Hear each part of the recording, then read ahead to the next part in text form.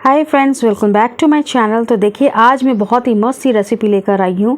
ये है chicken nuggets. Chicken nuggets बच्चों को बहुत पसंद आते हैं।